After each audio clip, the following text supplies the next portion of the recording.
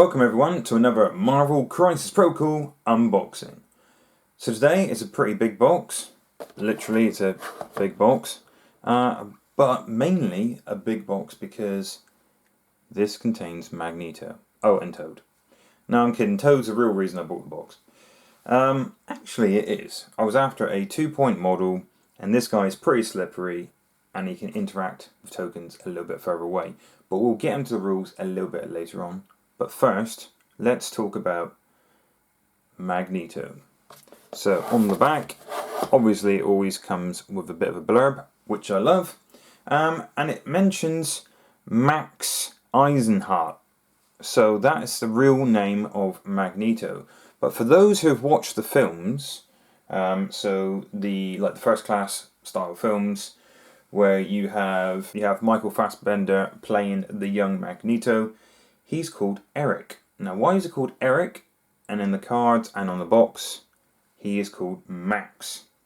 Well, he was born Max Eisenhardt, and like the back of the box states, he hasn't had a very good upbringing. So both his parents were killed in a concentration camp, which has been in the films with the glorious Sir Ian McKellen, one of the first X-Men films. See, they're good films, don't get me wrong, but the third one was pretty damn bad in my opinion. There's some big mistakes, but we'll go into that massive can of worms for my opinion of X-Men 3, The Last Stand. But Max changed his name when he escaped because, as you can imagine, he had a big old target on his back and he wanted a new life. For Magneto isn't always a bad guy. Yes, you know, he thinks that mutants are superior, but he's been through a lot. Mum and Dad get killed. He gets hunted down with the love of his life. They have a kid. The kid gets killed. He kills humans again. He's always trying to just start a life. He just wants to be left alone. And he's pushed and pushed and pushed. So this guy wants a new life for himself. And he calls himself Eric. He gets a new identity forged. And then he stumbles across Professor X. So be it in the comics or in the films, later on, they are slightly different. Later on, he does find Charles Xavier. So in the comics, they don't let on to either one that they're a mutant until they really need to show their powers and escape. But they're always at loggerheads with each other. They are friends, and they do want peace in a way. Magneto wants peace, as in he wants all humans to know that mutants are superior. They should rule the world. They should be, in the end, left alone. He wants peace that way. Whereas Professor X always wants harmony between mutants and humans. But yeah, this guy, as the name would indicate, Magneto, he's not just a neat-o guy. He actually has the power to manipulate magnets. So I don't just mean, magnetic fields. And I don't just mean, science fair kind of stuff that you can make people's hair stand on end through static electricity or manipulate by dragging a stapler across the table and do cheap circus tricks. I mean, this guy easily can lift a submarine out of the water and has done so. This guy can actually aggravate particles in the ground because certain metals, like ferrous metals, can be easily manipulated, things like that. This guy can, basically, there's not many limits he has. He's even controlled meteors, which is a big, big, big deal. So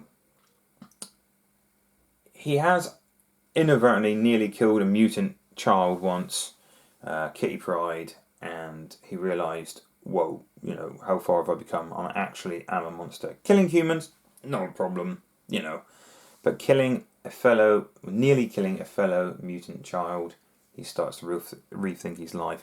And at one stage, he actually does become the headmaster of the Xavier School for Gifted Mutants, which is a bit of a big deal. But then he does start to become evil again, and he comes full circle. But is he really evil? This is the thing. He does want peace, but through extreme methods. So this guy, like I said, he can manipulate metals. He's super strong. So much so that he often has ankle bracelets and wrist bracelets that can make himself levitate, so giving the illusion of flight. Flight doesn't actually come from with him. He can actually manipulate these bracelets, giving the illusion of flight. That's in the comics anyway. But he also has a helmet which makes him pretty damn resilient to psychic attacks. But even without the helmet, over the years of homing his mental health, his mental fortitude, he is quite resistant to basic mind probing and things like that. Probably because he knows that Professor X is his greatest adversary, although at the same time best friend. He doesn't really want to let him inside his head. So he does have this helmet that keeps most mental attacks out. Anyone that's trying to read his mind, things like that. So this guy, he's getting on a bit now. He has survived the Holocaust. And then whatever comic or film he's in, he is getting on a bit. But he goes and has 2 children, which you may recognise as Quicksilver and Scarlet Witch, which at first they may not know that he is the father, and at first he doesn't know he's the father. But these 2 are quite big characters also in the Marvel Universe. But we'll get into that at a later time.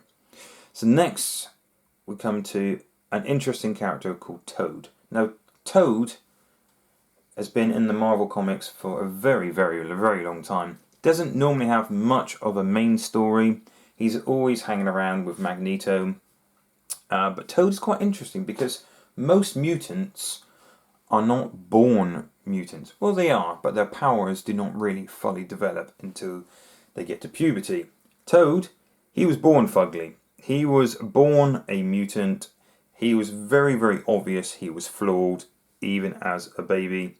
And even states here that his parents abandoned him pretty much at birth in an orphanage. So this guy has not had a good time. But when he does get to puberty, his tongue does become longer.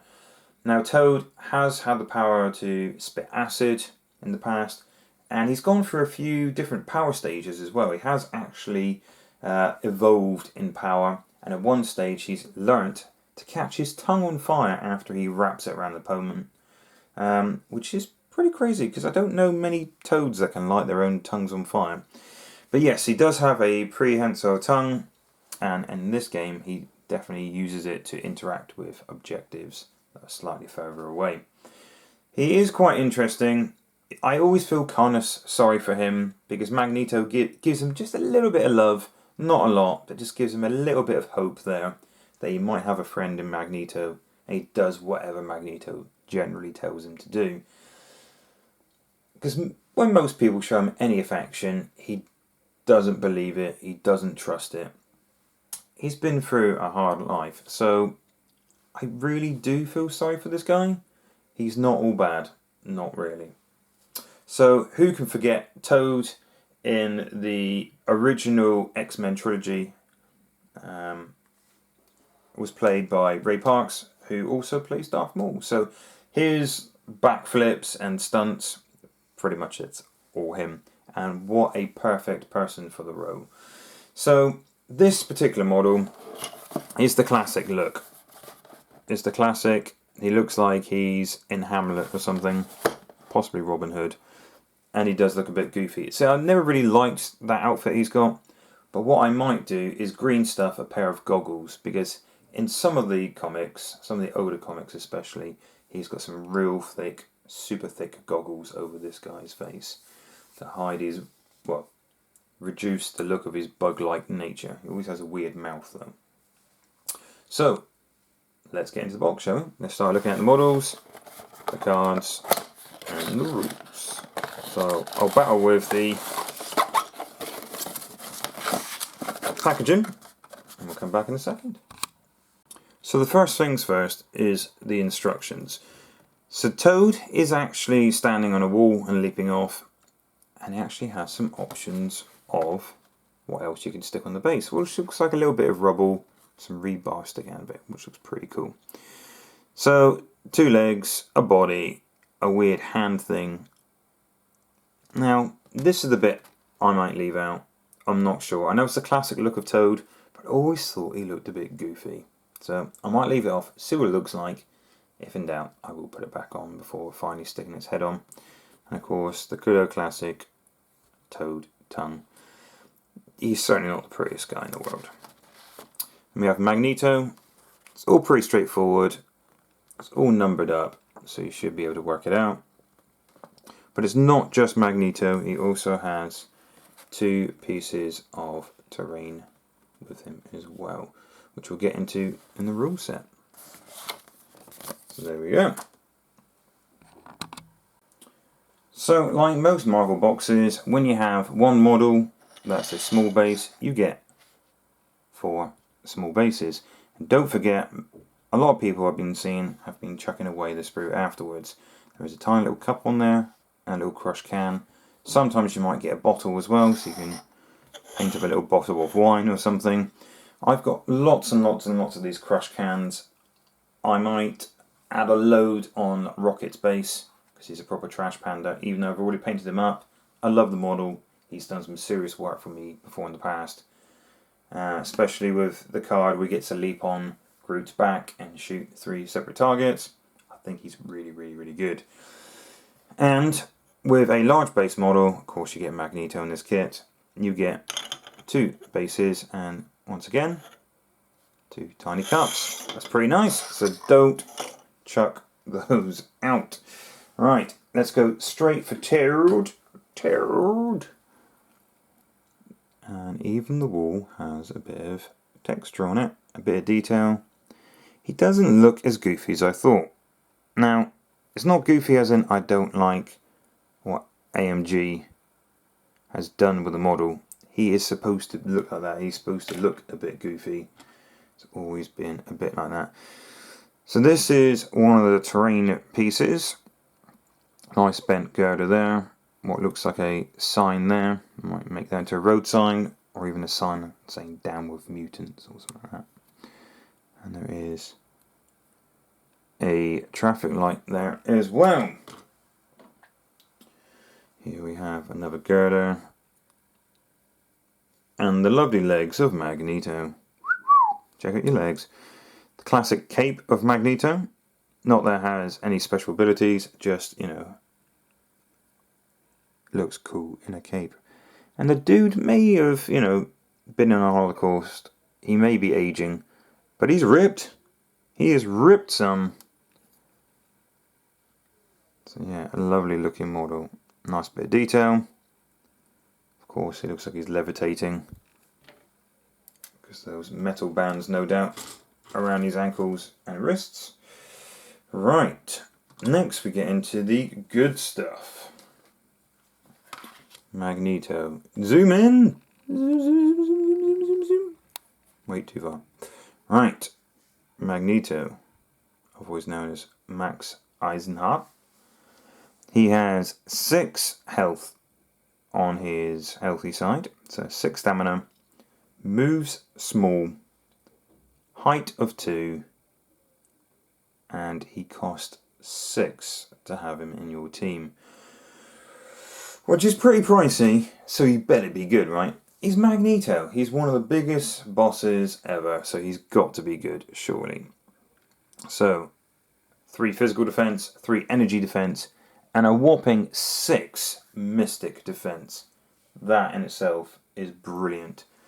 Okay, so his first attack is a physical attack, reverse polarity. It's a range 3, 6 strength, so you're rolling 6 dice for 0 energy cost. After this attack is resolved, this character gains power equal to the amount of damage dealt. Fairly straightforward, fairly standard. If the target character is within range 2 of this character may reroll any number of its attack dice. That's nice. Not all, but any number. So you get to keep the successes. If it's not After the attack is resolved, push the target character small. So it is a free push if you're outside of 2, but still within the 3. So it's pretty nice. And there is no size limit for that. So, Dormammu or Hulk, yeah, you can push them away. It doesn't say size 4 or anything like that, size 3. So, that is good. That is good. So, I'm not entirely sure you want to get Magneto that close, but if you need to get someone off an objective, that is pretty good, damn good. But he's pretty slow though. He's only speed small, short speed. Next we have Shrapnel Blast. So it's an A2, so it's an aura effect basically of 2. It's 6 strength, so you're rolling 6 dice for 5 energy. When measuring the range and line of sight for this attack, you may choose to measure the range and line of sight from a metal construct within 3 of this character, so like the ones in the box that I've shown you previously, instead from this character. If you do, after all the attacks are resolved, the metal construct is destroyed.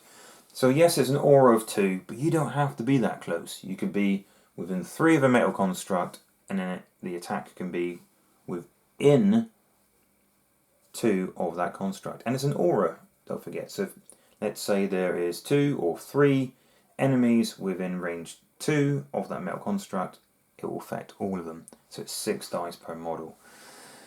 After each attack is resolved, the target character gains the stun special condition. So stun's not bad. It reduces the amount of energy enemies generate when they take damage. So it's not bad, it's okay. So you can do some big damage, but it's after the attack is resolved. So let's say this is the first attack, they're still going to generate the energy. The second attack, not so much. So it's pretty good. It's pretty good. I mean, if you're within range 2, Shrapnel Blast is better if there's more people around, but you can do it on a piece of terrain. So yes, it may say aura of 2, but metal construct within range 3, and it's within 2 of that, yeah, that's got some legs on it. That can reach quite far up the table, really. So even though it says a 2, it doesn't have to be a 2. So, the first lot of his powers. So, of course, Magneto is the head of the Brotherhood of Mutants, or one of the heads. I mean, if you use him as a leader, Brotherhood, he gets this ability, or you could always use Mystique instead in this particular game. But in the comics, he generally is the leader of the Brotherhood of Mutants.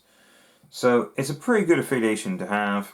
I mean, for 6 points, you might as well use him as your leader to get the very most out of him. But he has worked in other, like I said, he's worked with X-Men before in the past as well.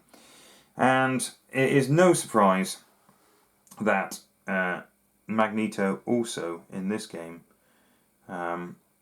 worked with Cabal, because he is evil, he's pretty nasty. But I was expecting him to work with X-Men, because like I said, he has been the leader, the headmaster of the Professor X School for Gifted Youngsters. So I think they kind of want to pigeonhole him in the evil, the bad guy slot in this particular game. But yes, in the comics, he has been good and bad. But in this game, he's either the leader of the Brotherhood of Mutants, this ability here, which we'll talk about, or you can put him in Cabal, but he's not the leader in Cabal. So with Cabal, I think he'd be pretty good with Red Skull, because each time he does any form of damage, he gains an energy on top of any energy he might have scored. And getting more energy every turn for this guy is brilliant, which I'll talk about in a second. Or, if he is the leader of the Brotherhood of Mutants, he has From the Ruins.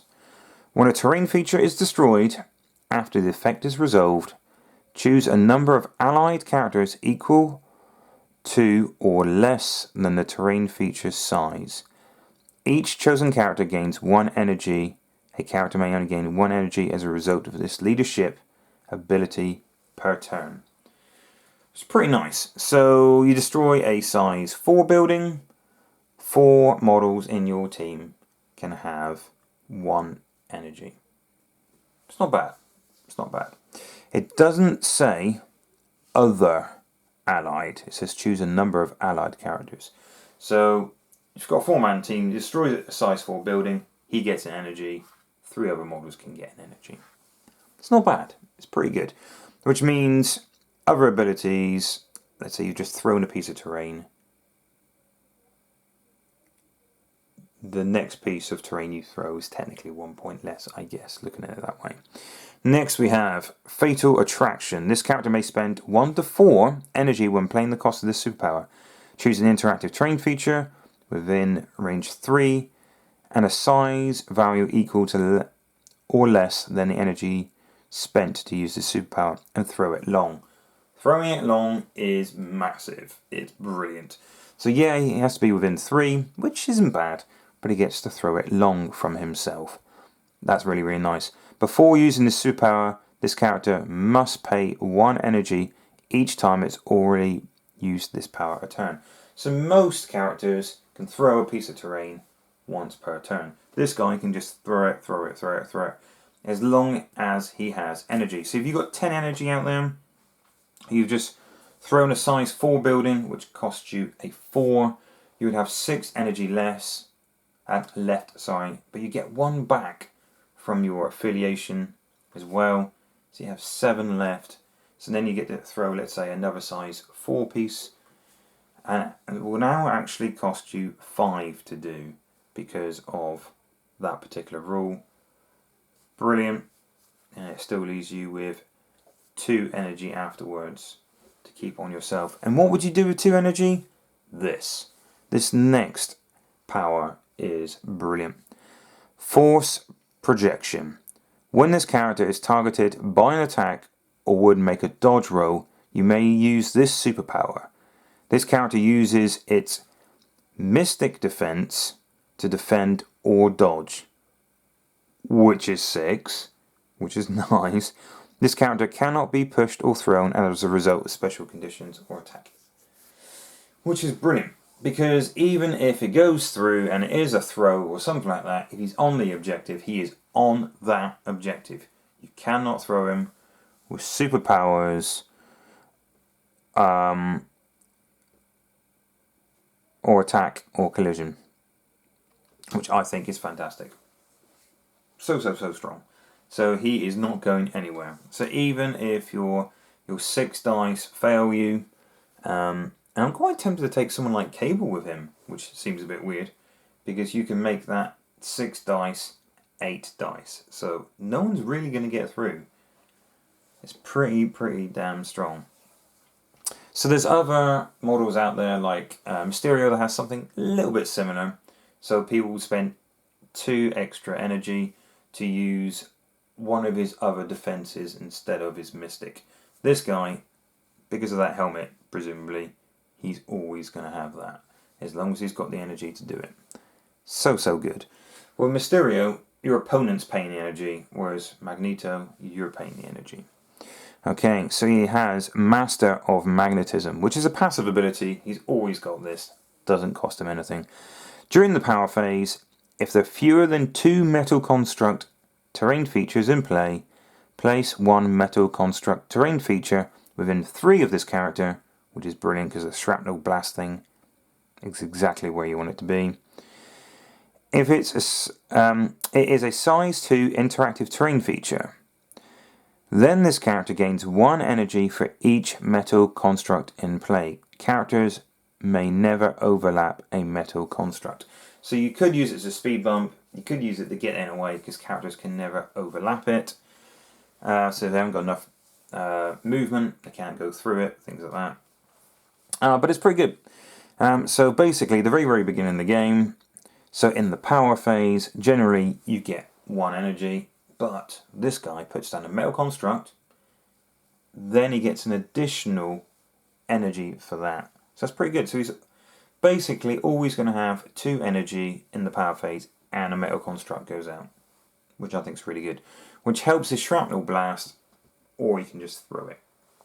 Of course, the other passive ability he has is flight, because, like I said, he can levitate. He might have metal boots on today, something like that. So, he then has 8 health on his injured side. So he goes from 6 to 8. This guy, I haven't played him yet, but I would imagine you stick him on an objective, you always leave at least 2 energy on there for force projection. People can't move him away. He's not going to be easily taken care of. Yeah, alright, his physical defense isn't the best for a 6-pointer, or energy. It's average, you know. But if you can use your mystic defense all the time, and the fact that you can't be pushed with it is so strong. So other than that, on his injured side, I don't think anything changes. Nothing that I can see anyway. Haven't played him yet, but really super keen to get this guy on the table because I think he can get some work done. But we'll see. I haven't played Brotherhood yet, but now I've painted up Gambit and I've painted up Rogue. They can work for Brotherhood. That's pretty tasty. And of course, we have Toad, who can definitely work for Brotherhood. And I might as well buy Juggernaut, because why not? Might as well collect all the Marvel figures. I do have Sabretooth, who also works for Brotherhood. So the good old classic in the comics was Toad, Sabretooth, Magneto. It would be nice to see Blob possibly on the table, but we will see. So let's talk about Toad, baby. So Mortimer. He has 5 stamina on his healthy side, movement of medium, size of 2, and it only costs 2 to have on your team. So he has 3 physical defense, 3 energy, and 3 mystic. Okay, that's not bad for a 2-pointer. So, Tongue Lash, which is a physical attack, is range 3. It's 4 dice for 0 cost. After this attack is resolved, this character gains energy equal to the amount of damage dealt. If he gets a wild, he has push. If the target character is size 2 or less, before damage is dealt, it may be pushed away from this character small. So it's push away, so it's not towards or anything like that. So it is slightly hindered, but generally speaking, I wouldn't get this guy in combat if I can help it. For I imagine he would be great at grabbing objectives and just running like hell. He does have an energy attack, which is Spit Acid. It's range 2. It's 5 dice, cost 2 energy.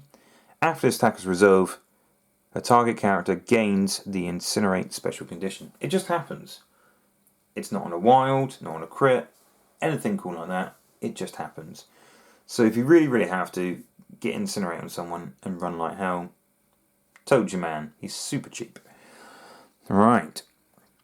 He has an action for 2 energy called Finders Keepers. Choose an allied character within 2 of this character. Move 1 asset or civilian token the chosen character is holding to this character. This character is now holding that token. This character may not hold more tokens than the crisis specifies. So generally speaking, you can't pass tokens over unless you get dazed or something like that. But this guy, Finders Keepers, it is an action though, so you can't move, then do this, for example, or attack, and then do it. It is an action, so it does cost 1 of your actions, funny enough, because it says the word action. Right, next we have Hop. Place this character within 2 of its current position. This superpower can only be used once per turn for 2 energy. So I like to use Body Slide by 1, which is Cable's ability, which is pretty much the same. And it's super useful. So this guy has medium movement. So he can move, and if he's got the energy, hop. That is some distance, I'm telling you. Next he has Slippery. So reactive. After the attack targeting this character is resolved, if this character was damaged by an attack, it may use this superpower. This character advances medium. That also costs 2. Which is really good. So it has to damage Toad, which you want to be a bit careful about because Toad only has 5 health. So let's say you're trying to get away with an objective and someone chips damage you, they don't finish you off, that's a big mistake. Toad's just going to get away. So generally speaking, if I need a 2-point model to grab an objective, I generally use Black Widow because she has stealth and cannot be targeted outside of range 3. But this guy seems really, really good already. But it does get better because prehensile tongue, this character may interact with an objective token within range 2 instead of the normal 1. So good. So you move medium. If you're not quite in range, let's say you got enough energy to do a hop, you're now within range 2 of the objective token. You grab it, and then you're going to move back medium again. Let's say someone damages you, and then you move medium again. He is so good. Black Widow, what I do find she's lacking, yes, she's harder to target, but I do miss things like flight, wall crawler, things like that. So this guy does have wall crawler. So if terrain's in the way, it's not an issue. He will not be slowed down. He will always be moving medium, which is nice. But when he's injured, his health does drop to 3. So you're less likely to get the slippery effect off. When they damage you, you can run away. But you never know, it might happen. So for me, I would play Toad as an objective runner. He's just going to grab that token, run away, and hide at the back of the class for the whole of the game. And someone does target you and only do chip damage, just going to move away that little bit more. So do you really want to put more than a 2-point model into killing this guy? You kind of have to, because you can't one-shot him, or highly unlikely. Let's say you have a 2-point model. It's not likely to do 5 damage, take this guy out and make him drop a token on his healthy side. So you're going to have to put someone in there that costs more than a 2. That's just my opinion, but do you really want to do that? Like I said, the only thing that lets him down is the model was a bit fugly, but it's nothing to do with AMG. That model has always been rough, and he's supposed to be rough. So, let's get into the team tactics cards. So, has 4 team tactics cards. Asteroid M. I do like the fact that they've got the right names for the cards and things like that. Asteroid M, you always think of Magneto, Asteroid M going hand in hand. So this is basically his retreat.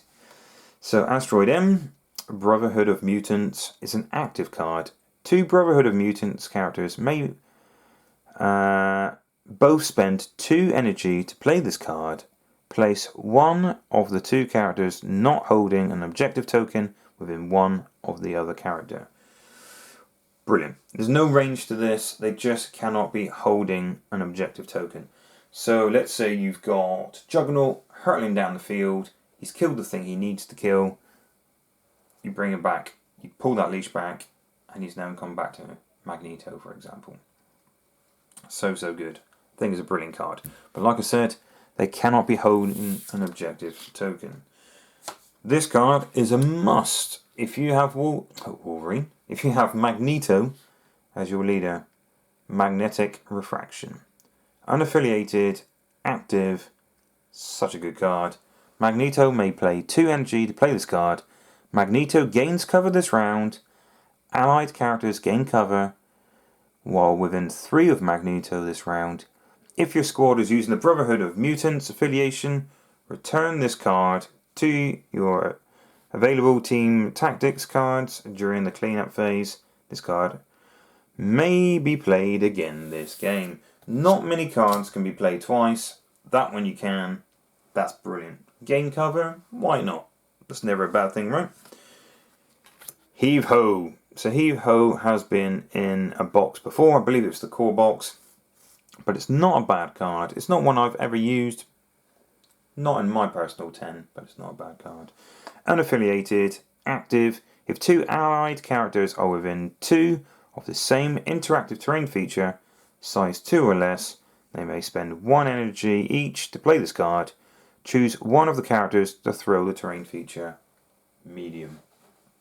So, It's size 2 or less. Not every model can throw. Sometimes you really need that throw. It's situational, but throwing at medium is not bad. It's okay. It's alright. But this is a good card. Magnetic Crush. Range 4. It costs 6.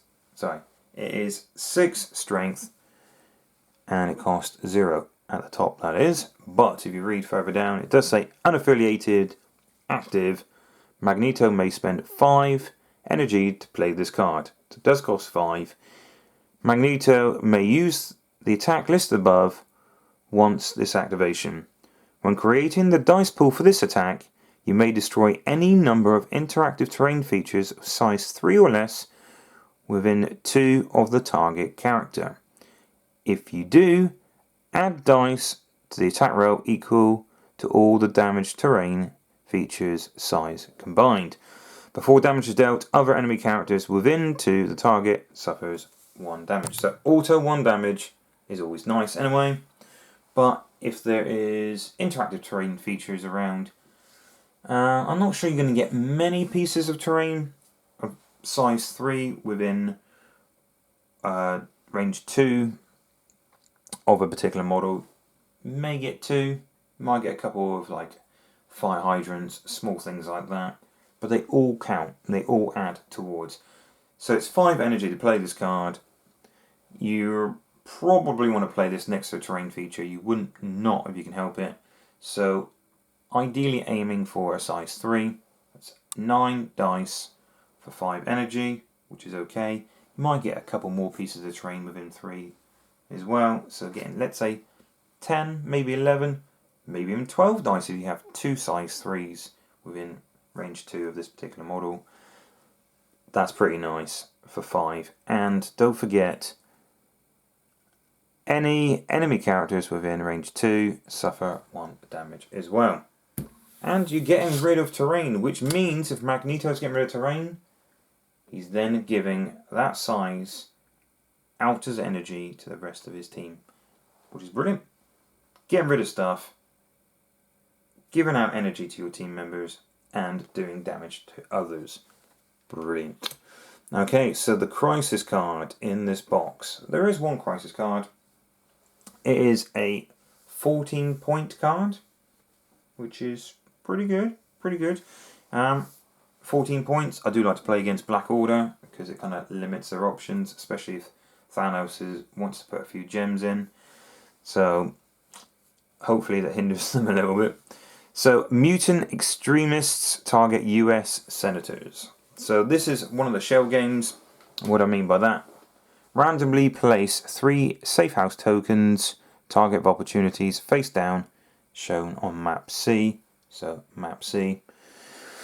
Players score 2 victory points if a character they control is holding the senator during the cleanup phase. But what I mean by shell game is flip over the safe house token if it's empty, remove the token from the game. If it shows the senator civilian token, this character may pick up the senator civilian token. So I think it's a good idea to maybe give this to your opponent, not necessarily every time, because if they have a senator, they become slow, and it rolls 1 less defense dice and dodge dice on the rolls, which is pretty good. So really love Cable. Cable likes throwing out Incinerate, like Domino, same thing. If you've got Toad, Toad's got Incinerate. It's pretty nice. So Incinerate is rolling 1 less defense dice. If they've got Senator as well, that's another less defense dice. You can really pick on somebody and do some serious damage. But remember, you can never have less than 1 defense dice. So yes, those 2 things can stack. But if they've only got 1 defense dice anyway, let's say they are Carnage, for example, can have less than 1 defense dice. But it could be pretty good.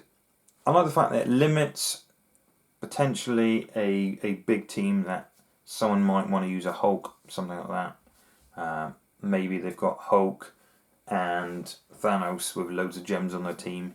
You really want to make them think. Or maybe a Dormammu, something like that.